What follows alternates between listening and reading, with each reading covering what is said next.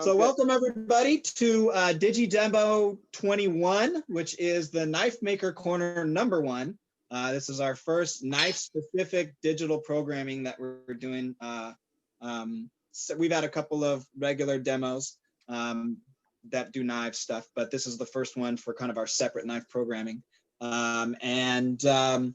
We are starting off today for our first one with Dave Lisch, longtime Northwest Blacksmith Association member, master smith with the American Bladesmith Society. He's taught many knife makers here in the Northwest, and he's been with us for a long time. So he's going to be doing a demonstration today on Hamon differential clay heat treats on W2 steel, and he's going to do that in a few different ways and walk you through the entire process. Without further ado, I am going to pin Dave's video and let him take it away. Dave, the floor is yours. All right. Well, thank you very much, Bhakti. Don't you call this Knife Maker's Corner? Is that Knife Maker's Corner is the name we're supposed to be using. It's a brand new thing, so we haven't got all our branding on point yet. But I see. Dave. Okay. Well, I am honored to be here at Knife Maker's Corner, giving you guys a class on W2 and Hamon lines. And I just want to talk a minute about the Hamon lines and what's happening when we do it before I get started. Plus, I just thermal cycled my blade and it's a little bit hot. So we're going to let it cool down a little bit. So, and I'm also new to using this headset, so you'll have to bear with me as it's a little odd. So what's happening when we're doing a Hamon line? By the way, this is what can happen too if things don't go right. I thought you should see that. This is one that actually I got it a little too hot when I quenched it and it cracked. So, but this shows a good idea of what's happening is the differential thickness in the steel being thinner at the blade and thicker at the spine.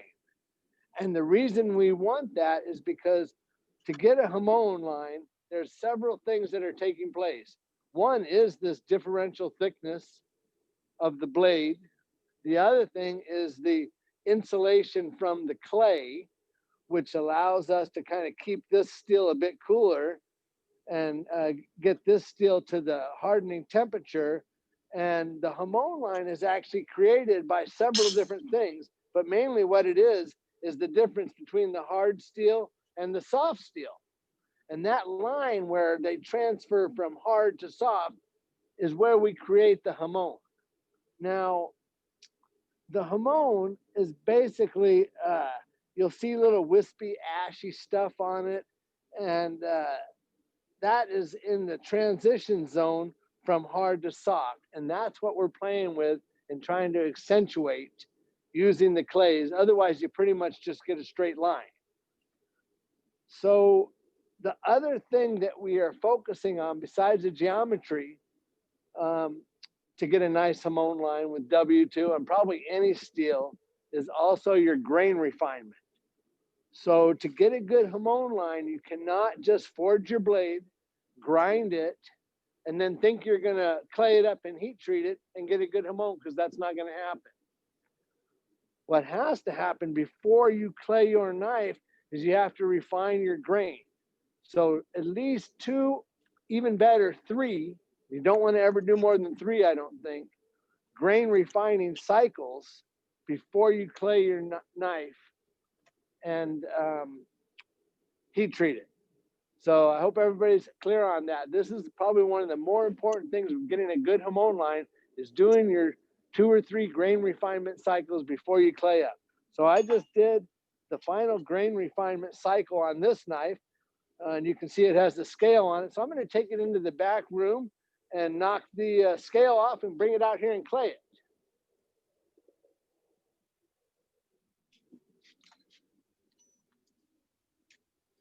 Dave, people are loving the shop.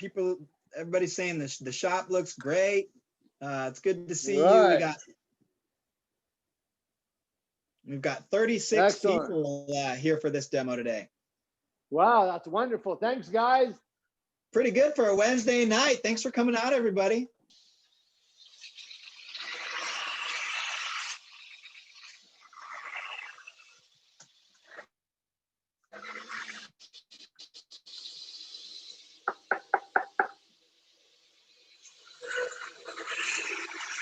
43 from Silas. I think I wasn't counting the panelists. There we go. Thursday night. Goodness gracious. Thank you, Joe. I'm all over the place off. Thanks for keeping me straight, people. So now he's grinding on. What grit are you there at, Dave? That's a 36 grit. 36. Yeah. And basically, I was just taking the scale off of it so I could clay it up.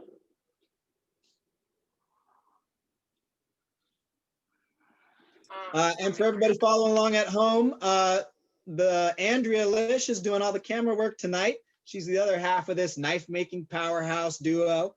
And she's given us this wonderful view of Dave's stuff tonight. Okay, so tonight, what I'm going to be using to get my differential heat is these clays that I got from the pottery supply store. So what I have here is dolomite, I have China white, I have kaolin, I believe, and then also red oxide. And I wish I could say that I knew exactly why you use all these different clays, but actually I don't. Some of the other things that you can get to do what we want to do here, one of the things I really actually like doing, but I'm out of it, and I'd actually mix it in with the clay too, is Rutland's stove black caulking. And if you take the Rutland's caulking and mix it up and make a little paste out of it, thin like paste so you can paint it on, if you do that with the Rutland stove blacking, it bubbles up and makes a wonderful insulation, and it makes a great Hamon. If you don't want to go out and buy all of this clay, then that is a great thing. So basically what I do is I put a little of this, the China white, and I put a little dolomite, and I put a little of this in here. It's basically like 2 parts China white, 1 part dolomite, and 1 part kaolin. But I believe any insulating clay or clay itself that you buy, these are powdered clays for pottery. That's all they are really, will work for this process because we're just trying to make an insulating, some insulation on the blade. So I like to mix it up and not make it too thin, but I like it to be a little bit pasty. So if you guys can see here, I'm got it going like that. That's looking pretty good. If I need to thicken it up, I just use a little more China white and thicken it up. And now we're going to go ahead and put this clay on here. So I start out, and I do different knives differently, okay, based on what's going to be done with the knife. So one of the things I've found, and I'm sure anybody else that has done this with kitchen knives has found, that if you have too much of a soft area and the Hamon line down here, then you grind the kitchen knife real thin, the knife can tend to be a little bit flimsy. So we're actually picking up strength for the knife with the hardened steel. So I don't like the Hamon to be too low on the blade with too much soft steel, because I've had problems with the blade wanting to bend a little bit.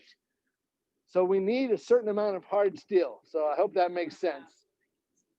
So what I'm going to do, I'm going to come in here. I'm going to start by just painting about where I want this. Okay. And that probably is about right, because I'm also going to bring some dashy lines down. Now I'm going to come in and I'm just going to add a little bit of, just a couple little lines like this here. I like the lines coming forward. Now, what's the thickness of the blade? It's just over a 1/16 of an inch at the edge, and it's just over an 1/8 at the back. I'm not one of those micrometer guys, never have been. I just do everything by eye. I test everything and make sure I like it. And so I do a little of that, like this. And I actually like to build it up and have it on the back and have it a little bit thicker in here.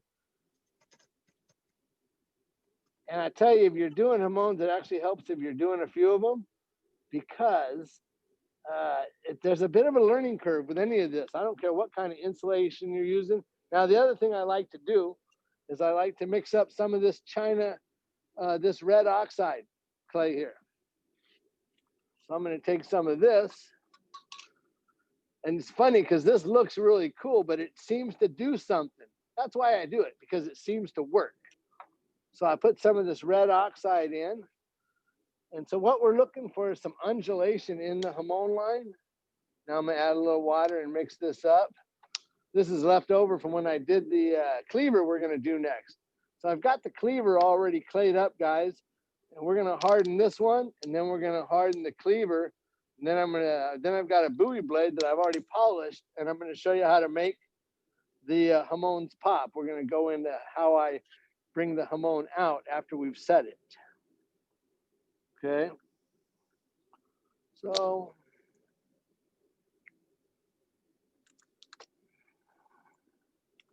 I saw a guy doing a Japanese sword, and literally his clay work, and I kind of wished I had some better paint brushes here, but I don't, and didn't feel like running to the store.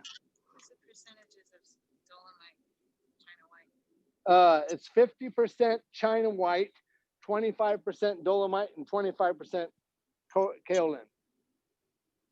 And it's just, you know, that's just what I've been doing that works. The reason I'm doing this is because this has worked for me real well. And the reason I started using clay is because I ran out of the Rutland's black stove cement and I had this stuff laying around. Seriously, I mean, what's that? Oh, thank you, Iris. Oh, that's me. I'm using my computer to do all the chat stuff because my webcam's broken, so I have to use my phone for the camera. I'm struggling over here, but I'm getting it done. I'm using Iris's Zoom account. Thank you. Well, that's awesome, Dave. Do you ever try to replicate certain patterns that you've done before with this, or is each one kind of its own mandala sort Literally, of thing? there's so many variables with the geometry of the blade, and the heat. You're going to find out here in a minute. The heat is the most important thing. You can get a Hamon without any of this stuff, just by the heat and the geometry of the blade. You really can. You don't need all of this fancy stuff, but it helps with the undulation, because what I'm putting on here, not going to be what the Hamon is. I almost guarantee it. Okay, now I'm going to flip it over and do something similar on the other side. Okay. So what would you say is the main, besides the technique, what would you say is the main difference between doing this, a Hamon, or doing a simple edge quench?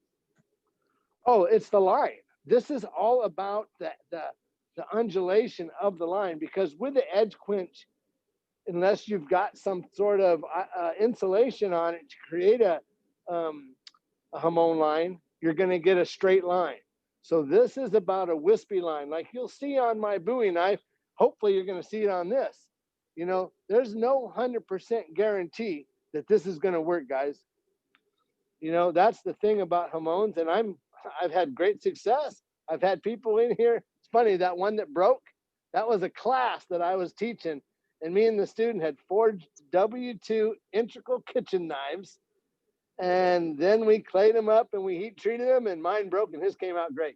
And I was really glad it was mine that broke, man. And we were sitting there talking, and I heard this pink, and I've heard it before. We're waiting for the, oh yeah. And I was like, oh, please let that be my knife. And it was. So, yep. You know, well, no broken knives, just shorter knives, right? Well, actually, I see a paring knife in there. There we go. I do. I see a paring knife, and the Hamon is beautiful in there, by the way. Yeah. I think I was a little too hot, and I think I was actually a little too thin at the edge. It's actually quite thin at the edge, and I think that might have been part of my problem. So, and you know, sometimes depending on what I'm doing, I'll be a little more careful with this. But right now, for this lesson, and based on what we're going, the most important thing is going to be this geometry that I've set up, as well as this heat that we're going to get into in just a minute. Right. And boy, doesn't that look cool?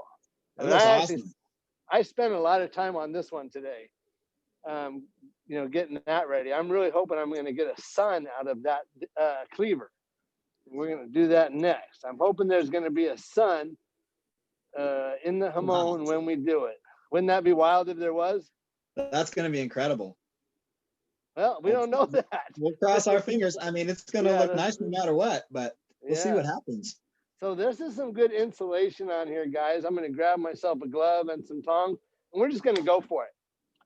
So I'm going to take this and get this. I'm going to dry it over the fire, over the forge. So I'm coming over here. It's all right. Sorry, guys. All right. So you don't want the clay to pop off. In fact, I've seen a lot of guys take and clay their knives after they've like sanded the blade to, you know, they like clean the blade up real nice. And your clay is more likely to pop off if you do that. So this 36 grit surface helps the clay stick a little bit. I'm not one of those that thinks those big scratch marks are going to make the blade crack. Now, I'll tell you one of the things I do though. If you look at the edge of the knife here, there's no sharp corner here. I've lightly rounded this edge because if the blade's going to crack, if you've got a sharp corner right there, it actually is setting up a place for the blade to break.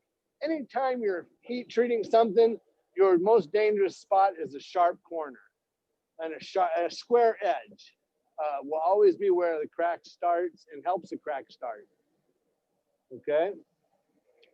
So now you can't see in here, you guys, but what I'm going to tell you is in the back of this forge here, I've got a little opening I can hide the tip in. Now you would think I'm just going to go ahead and stick this in. I'm not going to do that though, because the biggest problem with these integral chef knives, it's all right. I'm just showing. The biggest problem with the integral chef knife is this bolster is a big heat sink. And so it's really hard if you go in first this way to get this area hot enough to take the Hamon. I'm also going to pull the lid off my oil, get that ready to go. This is Parks 50, okay? With a steel plate at the bottom so I don't poke a hole in it. Yeah, all right. So I'll just do a little bit here, and I have a magnet right here, guys. Now what I'm going to do, that's so I can check and see when it's non-magnetic. What I'm going to do though is I'm going to go turn the lights off if that's all right. Hold on, you going to hold that? All right. Getting romantic on a Thursday night. Yeah. Oh, you got the night right. Nice. Okay. Yeah, we'll just, that should be enough, right? I'm catching up. All right.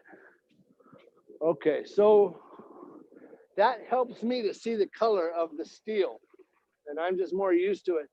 The problem is if you do it in the sunlight with the lights full on, the steel always looks cooler than it actually is. And even though you're using a magnet, you tend to, oh, and I want the bolster back in the hottest part of this blade. It's all right, don't worry, I'll bring it out. They'll see it when I bring it out, okay?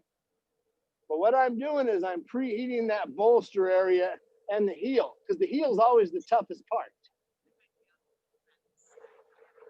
So is this the reason that you would prefer to do this out of the forge rather than in a heat treat kiln, is because you can control at the rate at which the heat comes on so that you can dry your clay properly?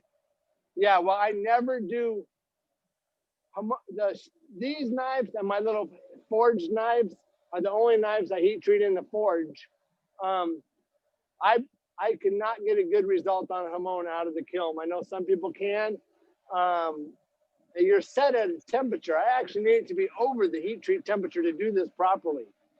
I need the forge to be. I don't know if that makes sense or not. So you're saying that you need to come into your quench, or you try and come in purposefully hot, or you need to come in hot for your thermal cycle in order to dry the clay properly? No, I need the forge to be hotter than the temperature. You know, like if you're using a kiln, you're usually at the temperature you're going to heat treat at. And that heats the whole blade up to that temperature. Does that make sense? Yes, because you need it to be hotter because it's an atmospheric and you're going in and out. Is that what you're saying? Right, exactly. And I'm trying to just bring up one part. See how the heel's getting hot right there? And that's what Yeah. I'm watching. Can you guys see that on the camera? Oh, this Yeah. is coming up hotter right there. That's what I'm doing right now, is I'm bringing that heel up. That's the biggest problem with these knives with a big bolster, because the bolster is a big heat sink. And when I think I've got that plenty hot, I'm going to flip this knife around. Okay. And so you're focusing mainly on the heat on that heel right there, and bringing it all your bolster up to that heat. Yes. Well, I'm not worried about the bolster. I'm worried about the heel, but the bolster is getting hot, which isn't going to draw all the heat out of my heel, because it'll be hot when I flip it around, right? I'm getting ready to flip it around now. See, I got a good heat on that heel. That's looking good. Does it? It looks brighter than it is in the video, Andrea says.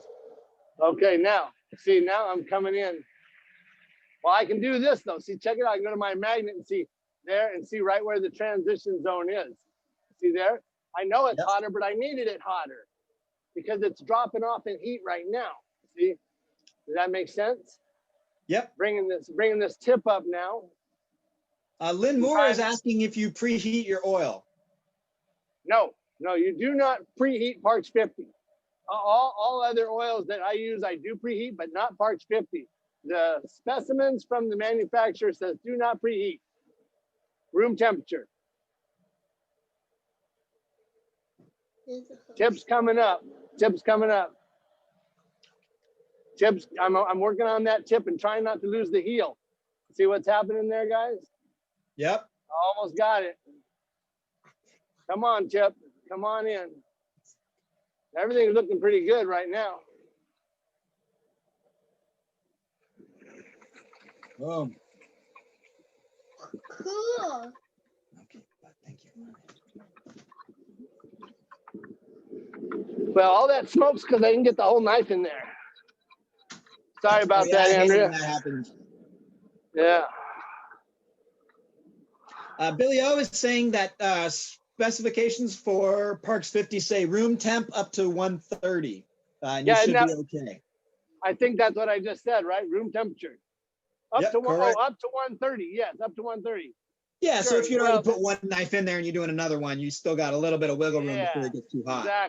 Exactly. Yeah, and that's funny because most other oils you'd want to heat to about 120. You know, you'd be about 120 to 160. Okay. So I feel pretty good about that, but I felt pretty good about them before and had them break. So there's that, right? Boom, boom. Okay. Oh, we have a brand new member, Dale M, who's coming in for today. Joe Elliott, we don't want to hear those don't jinx it with that ding stuff in the chat. Is Joe there? Yeah, he's hey. He's oh man, I know he's wanting to bust my balls right now, but oh yeah, family friendly video. That's right. I know Joe's wanting to get me, but so there we go. I'm gonna go turn the lights back on.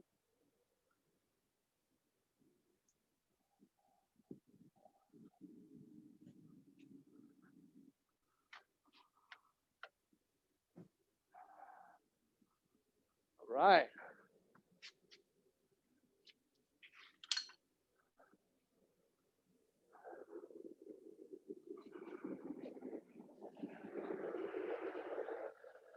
Okay, what do you guys say we go have a look? Huh? Yeah, let's do a little peek. Let's do a little peek. Got my respirator here. Come on in here, Andrea. Okay.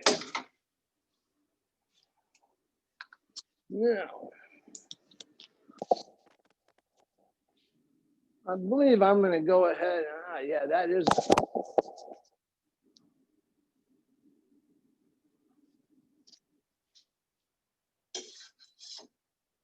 What grit are you going in at to open up this grain, Dave? 36. 36. 36, yeah. Rip and roaring on the blaze. You're still using those blaze? Oh yeah, my favorite belt. Okay, so I'm going to go ahead and clean this off here, and then take this clay off. Let's see how she stayed. Woohoo! I'm happy Yeah? about that. That baby stayed nice and straight. That's wonderful. All right. Anthony was asking about the belt. That's Norton. It's Norton, right? The Blaze. Yeah, yeah. Yeah, it's the Norton orange Blaze belt. Is the one that Dave uses, and they do really well. They last for a really long time. They stay sharp for a really long time, and they come in a lot of different grits. So 36 up through 120, they do really well. And John Emmerich, new member as well. Welcome to all our new members today. Who do you go through for your belts, Dave? My earphone fell out, guys. Pop's Knife Supply. Pop's Knife Supply is the one that Dave uses. Has the best prices. Really good prices. Now, I'm gonna put that in the chat, guys. Oh yeah, baby. Oh yeah. That's what I'm talking about. Oh, beautiful.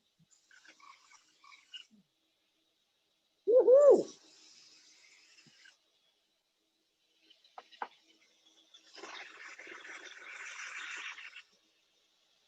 Sparks flying. Wait. Can we get that again? I think I could see it even from here. Oh, maybe it was just the shadow. We'll see it.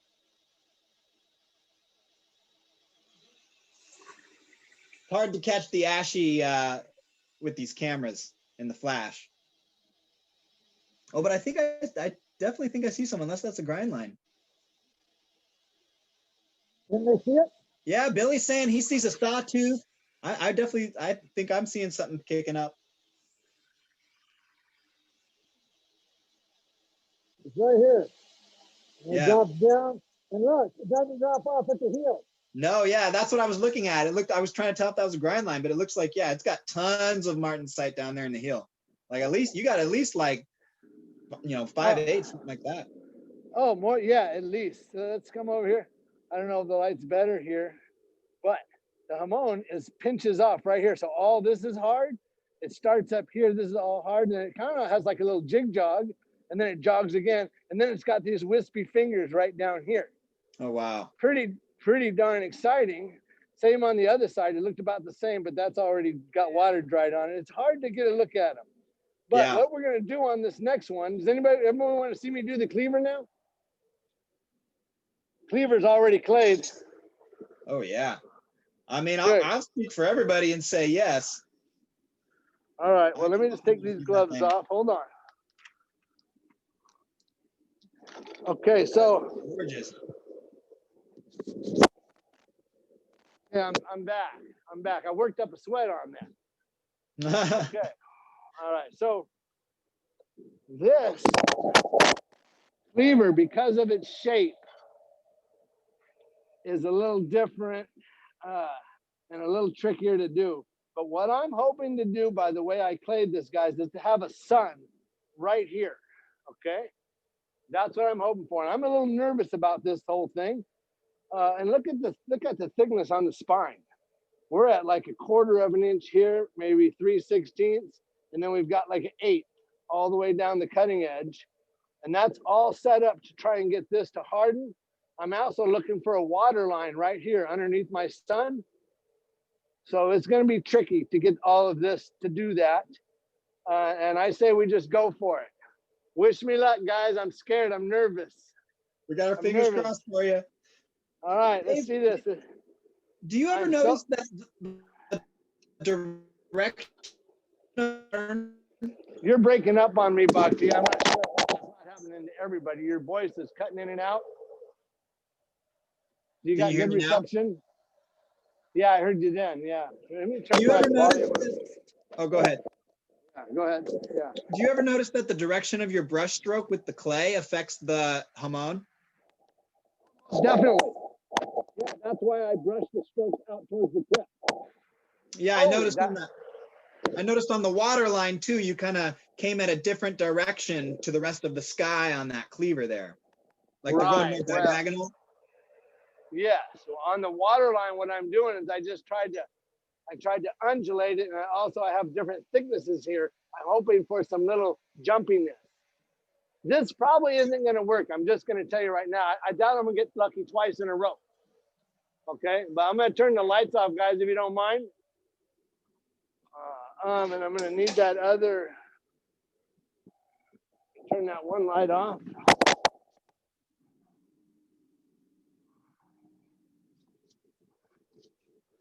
So dramatic. Oh, well, you got to do it, man. You got to do it. I don't want this to overheat. Where's that tong at? It looks great. That is not the one, hon. I got to not overheat this. Yeah. All right, I'm going to go grab another pair of tongs. I had something in here. Yeah. There they are. Look at all those tongs. Oh, yeah. Andrea's showing us a nice view of the rack there. All the tongs and Okay. hammers. All right. I'm going to put this back in now.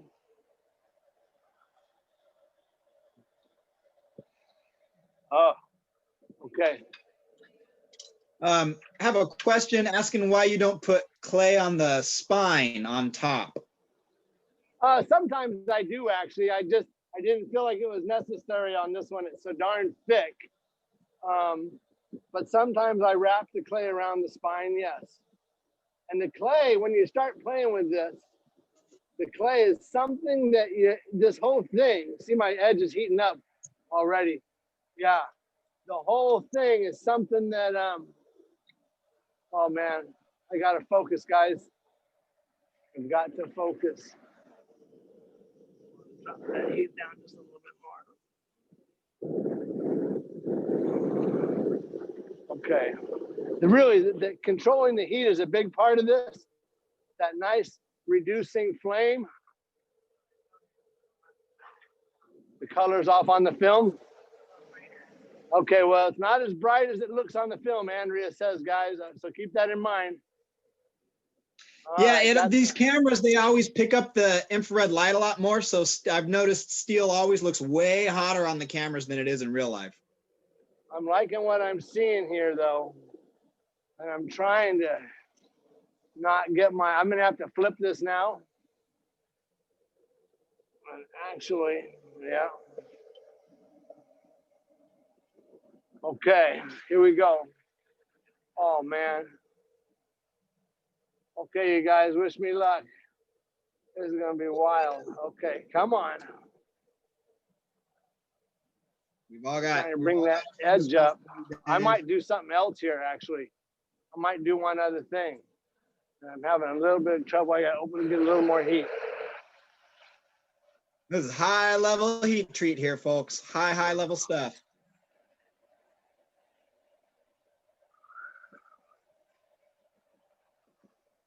Oh, man. Come on, baby. That edge looks like it's coming up perfectly. It is. It's coming up real nice. I'm real happy right now. I was trying not to say nothing, but I'm liking that a lot. I think I'm going to go. Okay. Boom. In the dunk. This one, I could get the whole thing in so there's less smoke. Woo! Oh, boy. All right. Woohoo! Okay, I'm pretty excited. We're going to see what happened here. I think this one, after I clean it, I think we'll give it a quick etch, guys. And then we'll get into polishing the Hamon on that Buoy knife. How am I doing time-wise, Bhakti? We're at 6:38. Oh, perfect, man. Perfect. We're doing good. And we can go to almost like 7:30, maybe. We shouldn't have to go that long, but my earbud's messing up on me. I shook it out shaking this knife. Oh, man. Okay, well, I don't know. I hope I don't have to do this one twice. I swear that heel looked hot enough to me. It looks like pretty simple on that edge. It looks Maybe like I got a lot of martensite right here, and looks like it might drop off right there. We'll see. Sometimes it does that. I was sure it was hot enough. I'm gonna go turn the light on. Wow, big old cleaver straight out of the oil. That was an impressive one.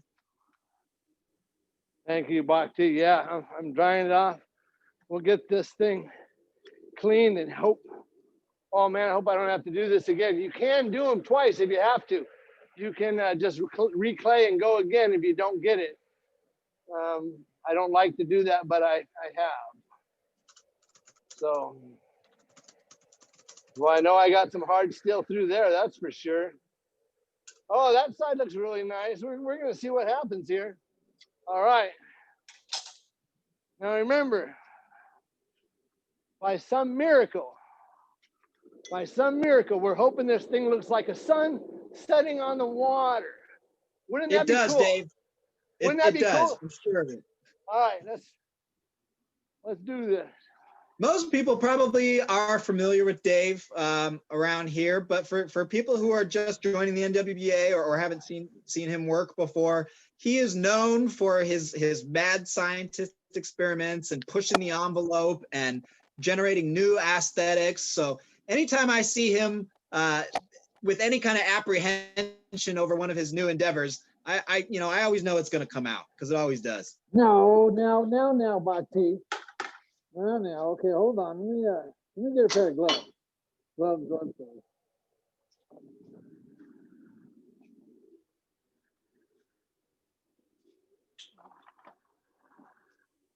Yeah, Joe is saying he loves seeing you get all worked up about it. It's always so fun hearing Dave whooping him from across the shop because something just came out and he just pulled some new thing off. Oh, okay, here we go. See what happens here.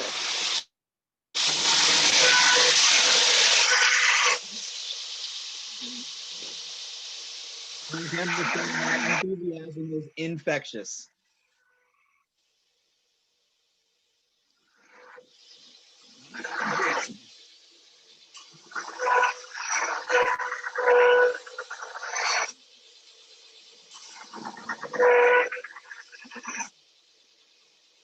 Wow.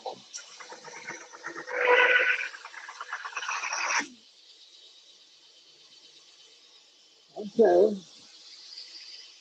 Huh. And we have another question from Rochelle, and I'll ask it. She's asking where you're getting your W-2 from.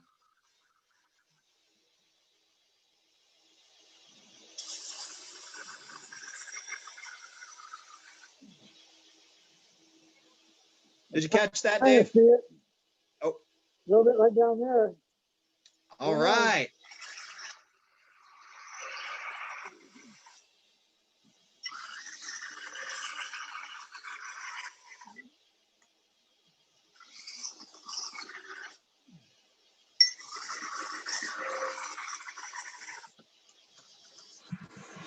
I can't hear nothing. Hold on. Take this off. It's all right. I'm going to take my respirator off.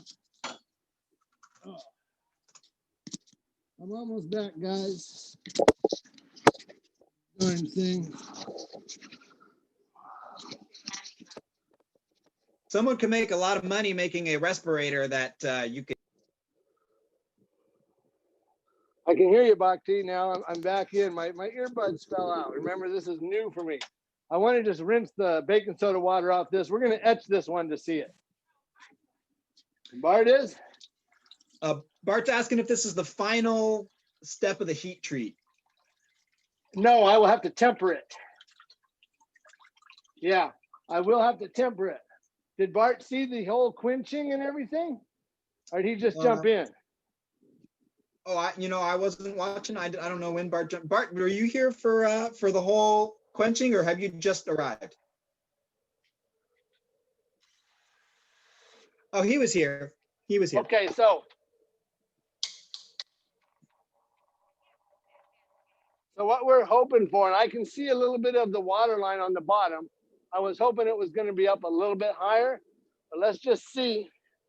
Let's just see what happened here. Because this should show it pretty well. Are you just putting it in the oil to refract the light a little more? No, this is acid. Oh, acid, okay. I'm etching the Hamon now. Is that ferric chloride? Yeah, it's ferric chloride with water in it. Joe spotted the tricycle in the background. We'll get the shop tour later, Joe. Yeah. Okay, it looks like it worked, guys. Oh, There wow. it is. The sun with the Hamon sort of underneath it is not popping as much as I thought, but I'm kind of happy with that. What do you guys think? Is that sun looking good? Yeah, that sun took on some crazy patterning. Didn't it? That must be some kind of clay you put on there, Dave. Oh, look, you got the rays on the top. Look. Oh, my goodness. Goodness gracious. There is rays. Oh, my goodness. And we got the, yeah, and see, everywhere where it's dark, that's martensite. So I was hoping to have that up underneath my sun a little bit more. Okay, guys. So anyway, that was some fun that we just had because I was trying to surprise you with my sun in the, oh, they can't see that it's Damascus? I Really? can see it, Dave. I think some people might have missed your surprise there. He was talking this whole demo, folks, about trying to get the sun to pop up in the middle there. The secret is that he's done one of his famous plug welds in there with some. Exactly. So anyway, I saw it for sure. Trying to have a little fun there. So I believe when you see this when it's done, it's going to look pretty cool because the martensite is that dark down here. I don't think I'm going to have to go again. I think it's going to look cool once it's cleaned up. You never really see it in this dark state, but yeah, it's right underneath it about that much. So can't see it at all. We had a question a bit back about if you had any ideas of if you were to do this knife a second time, what you would do to raise that water line at all. What I would do is I would maybe use the torch and preheat it just the edge because I actually had it out and was going to do that. I think I just got a little nervous because I haven't taught or performed in weeks. I've been locked down coronavirus style. So I got a little bit anxious. But I would have used the torch. I can see the Hamon. It's right underneath the sun. So it is going to look like it's dancing on the water when it's done. That's gorgeous. Thank you, guys. I'll post it on my Instagram page when I get it done, but that's going to be a while because I'm working on a big buoy. But I think it came out all right. And I actually think you're going to see some sun rays. I really do. You can see the sun rays even now. You'll hit it at a certain angle, and I can see them coming out. Yeah, there's sun rays going around it. So, all right, well, that's that, guys. Let's continue on with this class. So, I'm going to shut this down. Boom. Oh, that's nice.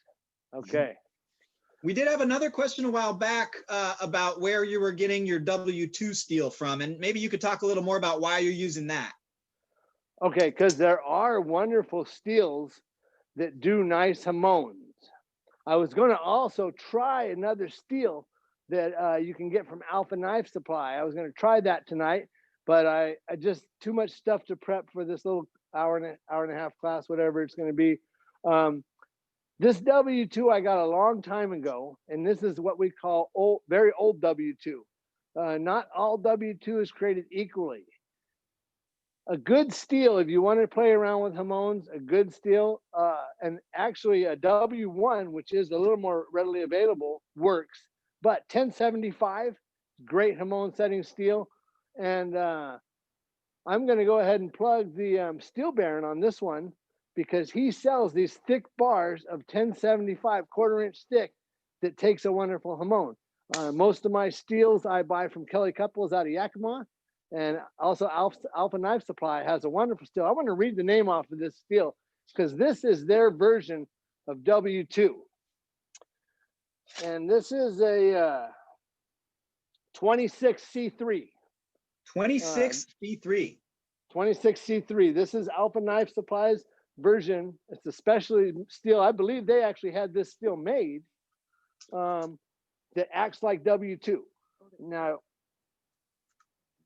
yeah, and there's the sticker right there if they want to see that. This one's from Alpha Knife Supply. And I meant to try this. I just didn't have time. This is a steel you can forge as well. So it's kind of cool. I will get around to trying this. That's good to know, So- because that W2 can be hard to find. Yeah. So now what I have here, and I spent some time prepping this, and I want to talk a little bit about this. This is a Buoy Knife blade that I did some time ago, and I've had it in my closet. And this is the result of hardening too many times to get the Hamon right. Now, just like a Japanese sword pulls up because the back is thick and you're heat treating the whole thing, right? And you're getting your Hamon, but the Japanese sword, when you quench it, it pulls down. And then when the back hardens, because you have so much length, the sword pulls up and you get that beautiful curve. Well, this is not the most beautiful curve. This thing is actually dipped down a little bit, which is not terrible, but it's not really my thing. That's from hardening it. I actually hardened it so many times, like 3 times, that every time I did it, I didn't even realize, and it did it the worst at the last one, but then the Hamon was beautiful, is that tip kept pulling down. Because the hard steel contracts and the soft steel allows it to go because it's so isolated up here. It doesn't harden and contract, pulling the tip down, which actually it did it so much it changed the shape of my knife. And I might go ahead and put a handle on this one day anyway, but I believe this Hamon is going to be beautiful. And so that's going to be the final part of our demo tonight. I'm going to get some gloves. I have hand sanded this, and surprisingly enough, can you guys see the Hamon in it all? I don't know if you can. Okay, well, we're going to make it pop out is what I'm going to do. I only sanded it to 400, really. Okay, so let me get some gloves on. Let me put a lid on my oil here. And so when I'm going to grab some gloves.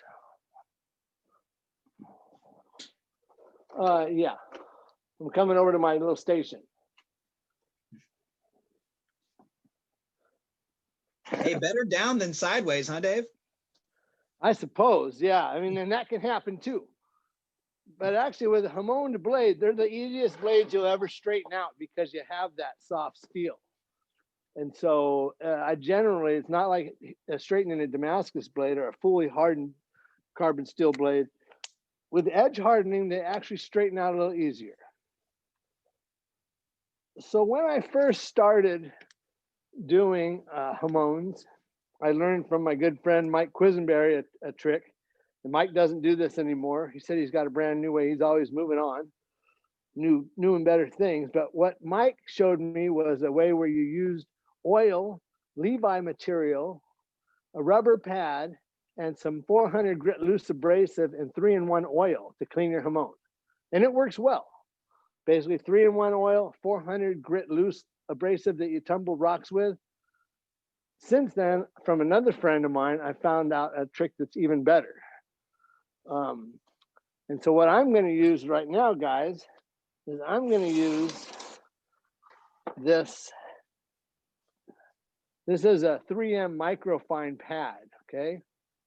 You just buy this, and what's cool about this is you can scrub on the blade with this any direction and it doesn't hurt it. Okay, so let's go ahead and give this blade a dip now. Put that in the acid. But it doesn't And hurt so- the blade. You mean it's not going to affect the grain direction? Right, you can scrub on it any direction you want, but yet it does take the some of the stuff from etching it off. You'll see here. I'm going to show you. I got some water to clean it. I usually do this under running water, but it's dark outside where my hose is, where I normally do it. So I'm going to try to do it here with just a bucket of water. Let's take a look and see what's happening. Okay, you see how the blade, this dark part, this is all the hardened steel. This is the soft steel. See that? Oh, yeah. Yep. It's And popping so right what's up. happening here, you know, martensite etches different than pearlite. That's why if you edge quench a Damascus blade, the Damascus down on the edge where you hardened it is nice and dark, and the top part's not. It's because the two steels totally etch different. Well, that's what we're seeing right here, is we're seeing this dark steel is the hard steel right out to the tip and this stuff, and you see some cool little stuff going on in there. I don't know if that's going to show up, but yeah, it's pretty. It's kind of pretty, right? Wow. So Gorgeous. that's all the soft steel, and that's what we're doing. But to answer the guy's earlier question about why wouldn't you just edge quench it, with edge quenching, you don't get this beautiful line with this undulation, you know, and that's what's cool about Hamons. And by the way, I've never claimed to be an expert on Hamons, just a guy who's been doing it long enough to figure some tricks out. There's guys that are really good at it. I'm just get by. Okay. So now I'm going to put it in there. I'm going It's to a take rare this. moment of modesty from Dave Lisch. He's very well known for his Hamons, folks. He knows what he is doing. Don't let him sell himself short on that one. Oh, well, I mean, I've done a few of them. So if you do them, then you kind of start figuring it out, you know. I don't do them as much as I used to, but any of this stuff, it just takes playing with it and practicing, you know. So you see what I've done here. I'm coming in with this Scotch-Brite pad, and I'm sanding it with the water now. And what I mean is you can go any which way. It doesn't hurt it. It doesn't affect it. Any of these weird marks you see, that's probably my something I missed when I was sanding it with 400. But I believe even that's going to come out now. See, I can get on there, and even that went away. Now I got the right side of the pad on it. How about that? Look at that. Look at that. It's starting to pop. Look at it pop now. And you're seeing everything in there, by the way. I wasn't sure we were going to see all that cool stuff. So I'm getting in there, scrubbing it. And now coming on the other side, getting in there, scrubbing that real good. So that you're not doing a very deep etch like you normally do with Damascus. It's just very light, just to bring a little bit 10 of seconds. Well, what you're doing, is you're making that, you're popping out those contrasts. A lot of people actually will leave this dark. So watch this though, Bhakti. Come in here, everybody. I want to go a little more and put it back in the acid. Okay. And I'll do that until I get exactly what I'm looking for. So I'm gonna give it another little minute. And I'm gonna do it again. And then we'll finish it up for, as far as I'm going to take it for demonstration purposes, because I can tell you right now, by the time I get a handle made for this knife, I'm going to have to resand and etch the whole thing anyway. I'll have so many scratches in it by the time I get a handle done. When I make a knife, the very last thing I do is clean and etch the blade. The whole knife will be done, because I just don't have that finicky thing I can do where I can make a knife blade and then build a handle for it while the whole time the knife blade's done pristine. I can make them pristine. I just can't do it till I'm done, because I will definitely scratch it up trying to put a handle on it. Okay, there you go. See that? Now it's starting to be a little more pronounced, right? A lot of guys leave them like that. They like that look, you know. I'm going to come in. I'm going to clean it some more now. See if I can't get it. What's that? No. That's totally different. Blackening, no, absolutely not. No, this is etching, and the steel's only turning dark because that's the color hardened steel turns when it's in the acid. Carbon steel. If it's nickel, it stays bright. If it's a carbon steel and it's hardened, it goes dark. If it's not hardened, it stays this color, this ashy color. That's what you're seeing is the difference. Hard steel, soft steel. You see this? Hard steel, soft steel. And that's just what happens with hard steel. Good martensite turns black in the etch. But you take that off, and each time I do this, that line starts popping out a little bit better. See there? So, yeah, so that martensite is going to have a much, so that corrodes more. That takes more of the acid. It gets darker. It's not having to do with corrosion, Bhakti. It has to do with grain. Okay. The grain is super tight in the martensite. You know, that's it's the grain structure that causes it to take the different colors. This grain is opened up and loosened. This grain is super tight and hardened. So that causes it to etch the different colors. But look at that now. Gorgeous. Boom. And then a couple more questions from some of our attendees. Okay. One asking from Rogan, do you need to protect the handle when etching? If so, how do you do that? Like if you're doing a kitchen knife, like an integral, is that what he's talking about? I would assume so. I think he would. I think that would. He's maybe talking about if you were doing this process. There's no handle on this, so I don't have to worry about the tang. And I want all this the same color. If it was an integral and I had the handle already on it and I was doing this, then I would just mask it off and use a resist, like a fingernail polish, right up to the steel. That's what I do. If it has a handle on it and I need to do this to the knife. You know, most of my knives, I know why he's asking that, because I said I don't finish the blade till the handle's done. All my knives that I do that, they all come apart. They're takedowns. All my high-end stuff that I do like that, it's all takedown knives. So I can get the whole handle built, the guard built, everything done, take the knife apart and just etch the blade like this and then put it together. Does that make sense? Foxy? Yeah, does that makes sense to me? Rogan, does that answer your question there? Yep. And then we had one from Dale, wanted to know if you've done any small blades with Hamon. He tried that 26C3 that you showed us on a small folder, but the whole thing hardened. He wasn't able to keep some of it from hardening and staying soft. Yeah, if you're doing small blades and you want Hamon, you have to use a cutting torch. Okay. You have to. You can't do it with it's just too small. You need a cutting torch. And then so you're basically doing a differential heating with the torch.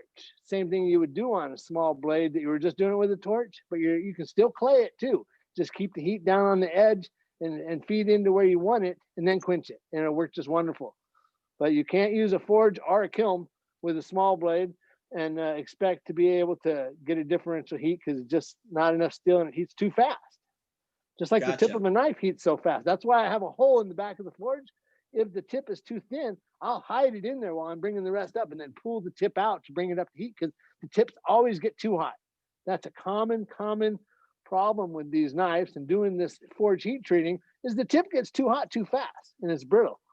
So to have a little place in the back of the forge where you can hide the heat while you bring everything up and then bring the tip out and get that to the temperature and then go, that's the way to do it. Okay, so let me go ahead and oil this up, guys. That's about all I'm going to do for right now. I'm going to dry this off.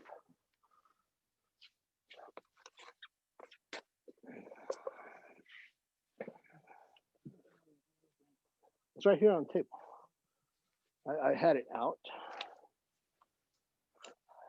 Anthony Reich is asking, could you hide the tip in a rubble floor forge? I think he's asking like if you had a bunch of fire brick or something broken up on your floor, the floor of your forge. What I have done on a forge that's too long that I can't get the tip all the way to the back of the forge in between the bricks on the back, I'll take 2 bricks once I got it going. In fact, what I did, which is really a cool idea, is take a soft brick and saw a groove in it where you can get the tip in there and then put it on the tip, take it in there and drop it in the forge and leave it in there. And then as you work your heat and you need to hide it, sneak it up in there. And because it's tucked up in between those soft bricks, it protects it. And so I have done that with a forge that's too long where I'm trying to protect the tip. It's best just to have a couple bricks spread apart a little bit on the back of a shorter forge. You know, you got to have different size forges. That size, you got to have longer ones. It's good to have a couple longer ones. So there's that hole he's talking about, folks, that crack that Andrea's showing you in the back. He Yeah, can there you shift go. those bricks apart, and then he can stick the tip into there, and it will be insulated from the main forge chamber, so it will heat up slower. And because the tip always is a smaller cross section, it always comes up faster. So there's Andrea with the perfect camera work. Thank you, Andrea. And then a couple more questions. That is so beautiful, Dave. That Hamon is really so beautiful on that. I'm actually pretty pleased with it, I got to tell you. Are we still allowed to call that a buoy? Yeah, it's a buoy. It's a buoy. You know, it's actually a lot of people would make a knife like this, just not what, you know, it's not what I intended when I made it. How's that? Right. You know, well, hey, what is knife making again? it's exercise and recovery. There it is. That's Knife the one making right is there. exercise and recovery. So I sort of recovered. I got to find my oil. I thought I brought it out and put it on the table here, guys. Let me just have a look. Well, it's a good thing I cleaned up. On questions here. We got a couple more. Lynn was asking, after you etch that, how are you neutralizing that? Are you using TSP or something else? I will normally go into just some baking soda and water is my neutralizing. But right now, I'm just going to put some oil on it, because I remember I was washing it pretty much on this particular process. I was washing it in that water and pretty much washed all the acid off. But I'm going to oil it right now so we can have a good look at it and I can keep it clean and we can go on with some other stuff. But A lot of times when I get done, I like to go in some baking soda and water and neutralize the acid. And a lot of people use Windex. Windex would have been a good one for this one because it doesn't have anything abrasive in it. I have Windex. I already oiled it though. I think I'm good. So I'm going to go ahead and dry this off now, and I think this is going to be the final. Then we have a question about tempering, but I think you're going to get to that momentarily. But while we're still talking about the martensite and the perlite, let's see. Will was asking, Billy O was asking, if you were going to use a kiln, would you just use thicker clay to stop the heat from coming in as much? Or, what would you do if a kiln was all you had? I would time it exactly. Like I would put it in there, open the door and pull it out and keep checking it, which is hard with the kiln. And I would also turn the heat on the kiln up a little bit higher than I wanted to actually harden it at. And then I would just watch it carefully. The other thing I might do if I only had a kiln is I might use the torch. And once again, why are you doing that to me? Oh, I had it right in my face. I would use the torch and preheat the edge a little bit like this, before you put it in there. That way it comes up a little faster. Because remember, let's talk about what's happening here. The edge is thin, so the heat comes onto it faster than it comes onto the spine. Also, the spine is thicker and it's thinner here, which allows this to heat faster. So in the right atmosphere, you don't need clay. If you just watch it and bring this up, this is going to take longer to heat than this because it's thinner. So you could literally, no clay, get a beautiful Hamon. It probably wouldn't have this undulation. But you do get some cool stuff, some spotty stuff. A lot of people are playing with it, and I've seen some really beautiful ones. And the other thing is the clay. Once again, that's the other factor that you add in that helps you isolate it. So it's the blade geometry, it's the heat that you're using, your heat source, and it's your insulation. And the insulation can literally be anything. People are using Satanite. I like the Rutland stove black caulking mixed up like a paint. And when you dry it, it pops up like popcorn. Don't freak out. Just leave it like that and go for it. And that is your bestest, quickest, dirtiest way to get a beautiful Hamon. Rutland stove black caulking, and mix it up like the consistency of house paint. Paint it on there. Dry it, and when you put it in, it will pop up and gets kind of weird, but man, what a great insulator that is. And then there's the clays that you can just play with. You go to your pottery store and buy a bunch of different clays and start playing with it, Paint happy little trees. Oh man, Google Hamons. There's some guys out there that spend the whole day putting their clay on, and it's beautiful. And if I was making Japanese swords, I can assure you I would buy some really nice paintbrushes and do a much better job than I did today. But I'm just trying to give a class and get the point across to you guys about what can be done, how you can use these materials to achieve results like this. Because that's how I got that, Took 3 tries, but hey, that's the other thing. You can go again. So is there any more questions? Do you guys want to do the shop tour? Joe was wondering if you've ever heard of this show, Forge and Fire, and if you're going to go on there. I actually, somebody told me about it one time. I heard a little something, but I believe that if I went on Forge and Fire, my head would explode and I would turn into some sort of narcissistic camera hog, and I just don't want to go there. So I'm going to skip Forge and Fire. I hope that answers your question. Not going. I had a question actually that people might be wondering. I saw you with the heat gun earlier. What temperature were you shooting for in your forge there? And then people wanted to know as well about your temper process. Oh, okay, yeah. So I like to reduce the atmosphere in the forge down to about 1750, 1800, no less than 1600. You struggle to get it up to temperature when it's that low. You definitely don't want to be over 1800 when you're working it. So it really helps, and you want that reducing flame too. You get less scaling with a reducing flame. So that's what I found works best for me playing around with this is about 1750 is ideal. If you can get the inside atmosphere at 1750, 1800, beautiful. And it's going to be hotter in the middle, you know, so I look for a little variance, 16 out at the edge, 18 in the middle, then you got it going on with a nice reducing flame. Yeah, the thermometer gun is great for checking that. I'm just going back and checking questions, making sure I didn't miss anything. And they want to know about the tempering. So I'm actually getting ready to set up my tempering oven right now because I need to temper those blades. I should have already had this going. So I'm going to come over here and I'm going to turn it on. And I'm going to punch in. Let's see. It's wait for standby. Oh, power failure. Let's see. That just that should come up to Benjamin stand. was asking if furnace cement works as well. Yes. Yes. It pops off real easy, but it does work. And I think Billy O was asking, I think I misunderstood his question. I think he's asking, would you use thicker clay? If you were going out of a kiln, would you use thicker clay to slow it in the quench, in the oil? I don't know. That might work. Here's the thing. If you're going to do this, that's a great thing to try.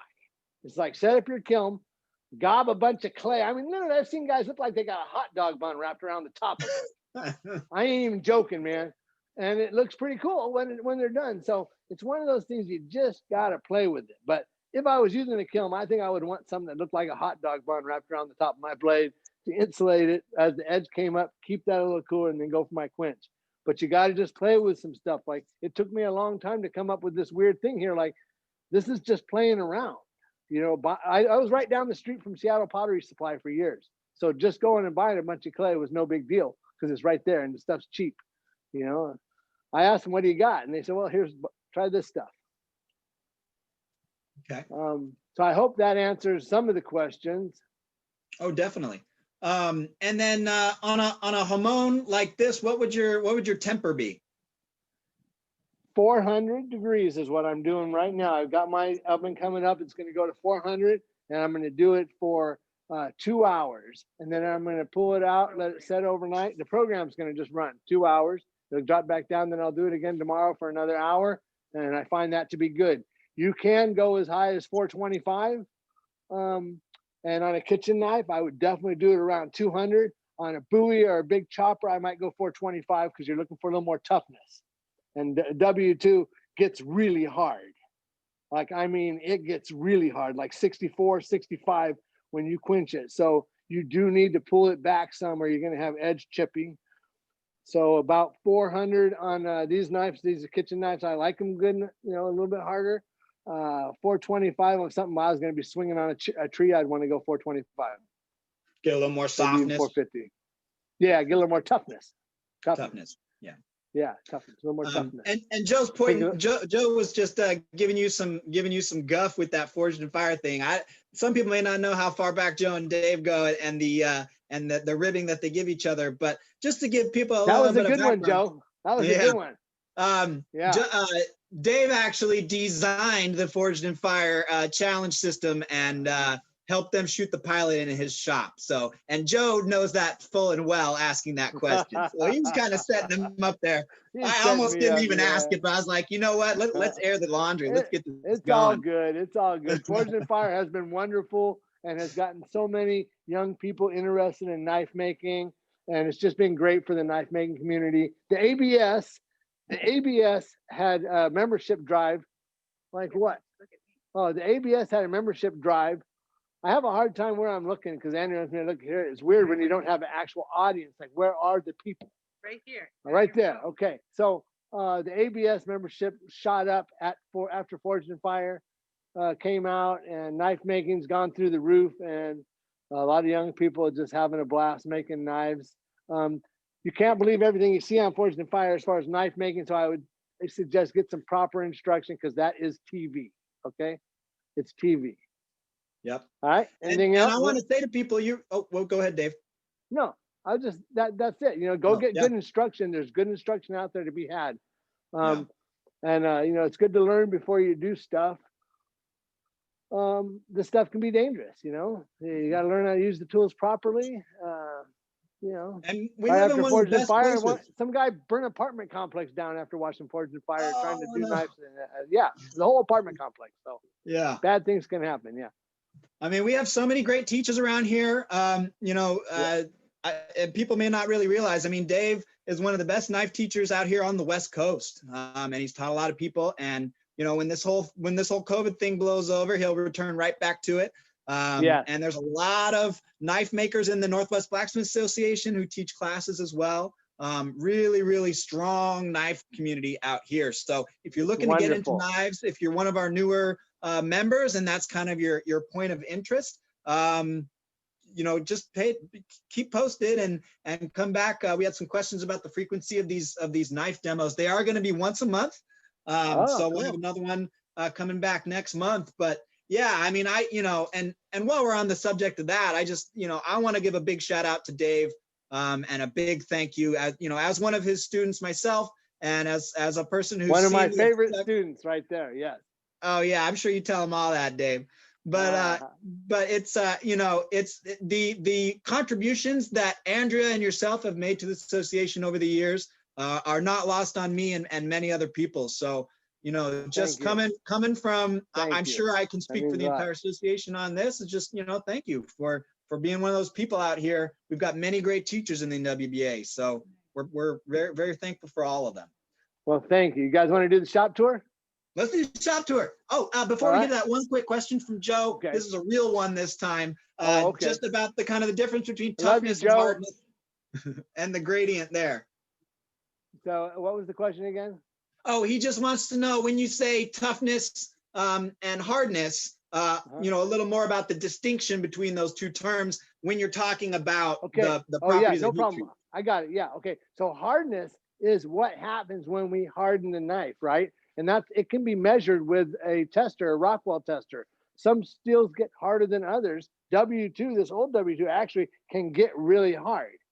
A really hard blade is not actually always the best thing in the world, especially when you start taking that blade down thin, because what can happen is it can chip, okay? And it can be brittle. And so the reason I say toughness is by dropping those Rockwell points down, you add toughness to it, to where then you could actually flex the edge of a super thin blade and it will flex back. That's when you know you're at the right place. When you take your thin blade and run it along the edge of a piece of round, like 3/8 round bar, brass rod, and you see that blade flex up and drop right back into place, you're just about right there. Now, if you push it on a 3/8 round bar and it stays up, you've gone too far. It's too soft. There's a toughness where it stays, it holds its cutting edge, and it goes back into shape should you flex it out, and it doesn't chip out. And too hard is when it chips out. You know how I check my blades? I wonder if the piece is laying around here. I've got a piece of elk horn, and I take the blade and I whack on elk horn with it and bring chips up off of it. And if it'll chip up and bring chunks off of that elk horn and not damage the edge, I'm just right. If it rolls it, then it's too thin and I got to pull it back. If it chips, then obviously too hard, it never chips. Sometimes it'll roll the edge if it's too thin and I'm whacking on a horn. And then I'll just pull it back and give it a little more backing behind that cutting edge. I hope that answers the question. Let's do the shop tour. Let's do shop tour. Let's see the toys. Let's do shop tour. All right, so this is, we were in here, you guys, this is the grinding room. And when I have classes, then I'll have people grinding right through here. And this room is ventilated. This is important, guys. When I normally heat treat, I heat treat right here. See these oils? And if I stand right here, there's a breeze sucking right through. I mean, literally, if I hold up a candle right now, it'll pull it out. Yeah, and I pull the oven right here. Stand right here, pull the knife out into the oil, and all the smoke goes that way and goes out. And then you'll see I come over here. This is my surface grinder, by the way. And these are disking stations. I need to shut that down, turn that off. And the different disking stations. This is a surface grinder. This is a fully automated surface grinder. And this is my spare. That's how important it is to be a knife maker, is have a surface grinder, is that I got a spare should this one ever break down, because I would be lost without it. And this is the one I got from my buddy Grant Sarvers. Wow. Well, actually, after Grant passed away, Larry got it, and Larry sold it to me. And this is what I do my little folder blades. This is the only hard wheel surface grinder I got. This is the wood grinding room. We keep it separate from the metal. We got 2 grinders in here for grinding wood. No bandsaw for cutting wood over there, for cutting the handle stuff. And you can do it and watch the sun be outside. All right, let's go through here. As folks can Here we tell, have- Dave is serious about his ventilation. Oh yeah, and the water buckets and the respirators. If you want to do it for a long time, you got to protect yourself. So the old one of our, oh, Andrea loves this hammer, the old 50-pound little giant. I tried to get rid of it. She wouldn't let me. She uses it all the time. Anyway, she's sentimental about these things. Is that Yeah. a 50? That's a 50. Yeah. And then that was my first hydraulic press, Imagination Express. That's a beautiful hammer. I don't blame Andrea for not wanting to get rid of that. Good job putting your foot down on that one, Andrea. She put her foot down on that. Then I do some forging over here. This is my platen table where I got some, tools and whatnot. A little bit messy. I did some cleaning today, but not too much. This is my my favorite hammer, the big 330-pound Wolf, which I absolutely love. And got some power hammer tooling, which doesn't get used that much anymore back there. Some iron weeds. This is my press right here that my buddy Larry Langton, long live Larry through the tools that he made. I love Larry. I miss him dearly. And I use this press all the time. Then I have another press right there that me and Larry and Tom Ferry built. What's the tonnage on both of your presses there, Dave? 30 tons each. And that little blue one's 15 tons. And this was my 165 Wolf that I got from my buddy Daryl Nelson. I also got that from Daryl and Terry back when they were bringing them in. Back in the day when they were bringing in these in, you could buy this power hammer for $8,500. Goodness. I know. Can you believe it? I can't believe everybody in town didn't buy one. I mean, what a deal, man. Just love this little hammer. What's that? Oh, yeah, it's my third hand right here. And these are my tools, Andrea's. These are the tools I actually use. That's why I keep them close to the hammer in case I need them. And then my main forging area for knife stuff, I'm usually working out of these 2 forges. And I got this center table you saw. This is my little room right here, guys. And I didn't clean it up so you could see just how it really goes. And this is my little cubby hole. And this is where I do my little, there's a little dagger I'm laying out to grind right there. Ooh, This is the a bench, the open bench. Here's the peak, Yeah. folks. This is the in progress. Looks like a dagger going on. We got some. Is that mammoth or is that bone? Oh no, this is an artifact. This is the handle for it. And this is an ancient artifact. Yeah, with carving on it. This is a throttle to a sled throttle. Wow. Handle. Yeah, so that was carved by someone years and years and years ago, artifact. It was kind of rotten at the top, so I had to get rid of that, but I think it's going to look super cool on that little dagger blade when I do get it done. That'll be kind of neat. My big project I got going right now is I got this Buoy knife I'm working on. Yeah. Oh yeah, that's a big one. Yeah, it's a big one, and I got some of the stuff done for it here. I got the spacer made. I had the guard made, but it's too long, so I had to make another one. And I got my handle. Pretty sure. See, that's what I mean by all my stuff goes together. And that'll get the guard here. And this actually screws together through here, and this will get a butt cap that comes down and pierces the guard. This is one of my fancy buoys I'm working on. And you notice the blade still got to have the clip, still got to have the final plunge line cut in. That's just how I build my knives. I still got to cut that in, and I'm not going to do much more to this blade until I got all this done, because I'll scratch it up. I just will. I've been doing it long enough to know I'll get a scratch in it. So I don't finish the blade until all this is done. People may still be able to find it on the CBA website, but was that 2 years ago that you did that demo, Dave, for the build For at which? their conference? For the buoy? Oh yeah, for CBA, I did do some sort of takedown knife, didn't I? Yeah, and they Huh. documented. There's a bunch of pictures. I think. Oh, there is. That's right. The guy took a bunch of pictures. All right, let's keep going. Don't show no more of my mess. This is my messy room. This All is right, the and private then- Dave room. This is the no students Yeah. allowed spot. Oh, and then over here is my drill presses. Once again, this is kind of messy. I apologize. I really didn't clean this area at all. It's a fine line between a clean shop and a productive shop. Andrea says nobody wants to see this. Anyway, my drill presses, my lumber project for my bar upstairs that I'm building. I got a bar up there where I got a pool table, and we're gonna make it so when Joe comes over, we can have drinks and shoot pool. My induction forge. Boy, this is the first old clacker I ever made here. Little guillotine. Guillotine, that's the first one ever. Just some crap through here in my belt storage. Come through here quick. This is kind of a mess too. Oh, There's the trikes. yeah, there you go, baby. See, we keep these around. Woohoo! Oh man. All right. So, and there's the trikes, and this is the gluing station right here. Now, I am thirsty. Anybody want a bottle of water?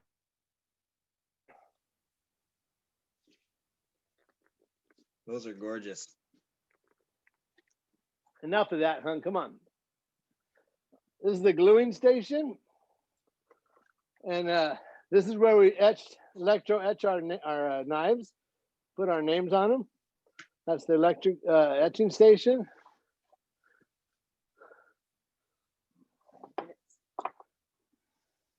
Where all the dead soldiers go. I'm gonna find one. Those They're are all rusting. There's a end good cuts one. off of billets. Yeah, end cuts off of billets. All kinds of crazy. Buckets. There's a good one. Mhm. Yeah. Oh, yeah. That could be some jewelry or Not something. nice So maker square. I got Band-Aids, right? yeah, and then we do the gluing over here, the heater for the epoxy. This is the epoxy I like to use, this West Systems 5-minute epoxy. Really good stuff. Never had a problem with it. Never had a problem with it. And then, oh, and right through here. Yeah, and see, and then this is a nice big solid piece of wood where we clamp and do knife stuff and make spacer material and things here. And my lathe and my mill. I mean, my lathe and my mill. That's the lathe over there. And my milling machine, which I use to cut my guards. Joe's asking what your threshold is for throwing a grinder belt away. I'm actually, you got to think of your grinding belt as free, because I am a little bit, as soon as it's not cutting even, I use the old ones for all kinds of weird stuff. But if you're cutting a knife blade, if you're grinding on a knife blade, brand new belt every time. And then you can use that for all kinds of profiling and other weird stuff. But if you're actually grinding a blade, new belt. If you're sanding a handle, shaping a handle, brand new belt. Now let's go over and look at the belts real quick. Yeah, but I'll just tell you what I use them for. So here we go. I got the 36 grit belts for hogging material off. Okay. And I don't like to run out of belts. We just bought some 36 grit belts. These are 60 grit belts, which I use for cutting in plunge lines. And there's a few other projects that I do with them. These are 120s, which are nice sometimes, not real often. And 50s, which is like that's what I was cleaning the W2 blades with, was a brand new 50. And then these are important here for doing your wood. These this is beautiful. This is your J-Flex 220 rigid belt, and man, this just rolls in that wood so beautiful in a slack belt situation, which is where you have the platen off. So we mainly use these and the 400s, and then these finer belts I use for sharpening. And these are the 30 milligram micron 30 micron belts for the final edge on the knives. And these J flexes do different things. You know, I use these metal on steel, yeah, rolling in a guard, stuff like that.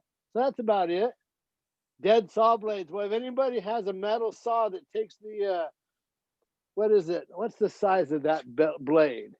It's a 7'9", 3/4 inch. Well, but I'm telling you, all those blades still cut steel. They just won't cut Damascus.